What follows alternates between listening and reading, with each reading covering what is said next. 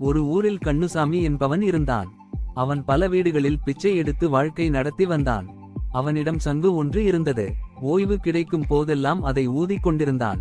அந்த ஊரை அடுத்து இருந்த மடத்தில் இரவு நேரத்தில் அவன் தூங்குவான். நள்ளிரவில் திருடர்கள் சிலர் அந்த மடத்திற்கு வருவது வழக்கம். அந்த திருடர்களுக்கும் அவனுக்கும் பழக்கம் ஏற்பட்டது. இவர்கள் ஒரு நாள் திருடுகிறார்கள், பல நாள் மகிழ்ச்சியாக இருக்கிறார்கள். நானோ நாள்தோறும் பிச்சை எடுத்து அலைகிறேன். மீந்து போன பழைய உணவே கிடைக்கிறது. உப்பு சப்பில்லாத அதை சாப்பிட்டு சலித்து விட்டது. இவர்களுடன் சேர்ந்து திருட வேண்டும், வளமாக வாழ வேண்டும் என்று நினைத்தான் அவன். தன் எண்ணத்தை அவர்களிடம் சொன்னான். அதற்கு திருடர் தலைவன், திருடுவது எளிது அல்ல, அதற்கு திறமை வேண்டும். நீ எங்களுடன் சேர்ந்து திருட வேண்டாம். உனக்கு என்ன வேண்டும் கேள், தருகிறோம் என்றான். எதுவும் எனக்கு இனாமாக வேண்டாம். நீங்கள் திருடச் செல்லும் போது என்னையும் அழைத்து செல்லுங்கள். நீங்கள் என்ன சொல்கிறீர்களோ அதை செய்கிறேன். நானாக எதையும் செய்ய மாட்டேன் என்றான் அவன். இன்றிரவு பண்ணையார் மந்தையில் ஆடுகளை திருடப் போகிறோம், நீயும் வா என்றான் திருடர் தலைவன். இரவு நேரம் திருடுவதற்கு அவர்கள் புறப்பட்டனர்.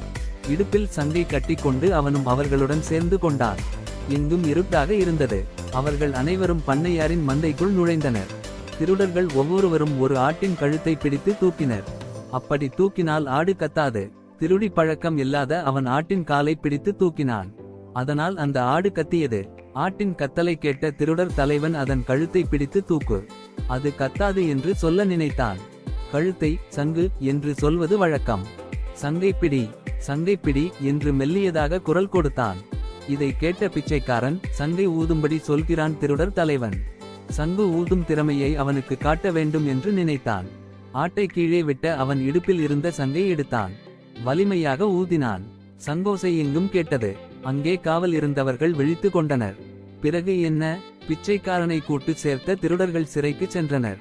இதிலிருந்து வந்ததுதான் சும்மா கிடந்த சங்கை ஊதிக் கெடுத்தான் ஆண்டி என்ற பழமொழி. இது போன்ற தகவல்களை தொடர்ந்து பெற நம்ம தமிழ் ஸ்பார்க் சென்ட்ரலை சப்ஸ்கிரைப் பண்ணுங்க. நம்ம வீடியோகளை லைக் பண்ணுங்க, கமெண்ட் பண்ணுங்க மற்றும் ஷேர் பண்ணுங்க. ஆதரவுக்கு நன்றி. அடுத்த வீடியோவில் சந்திப்போம்.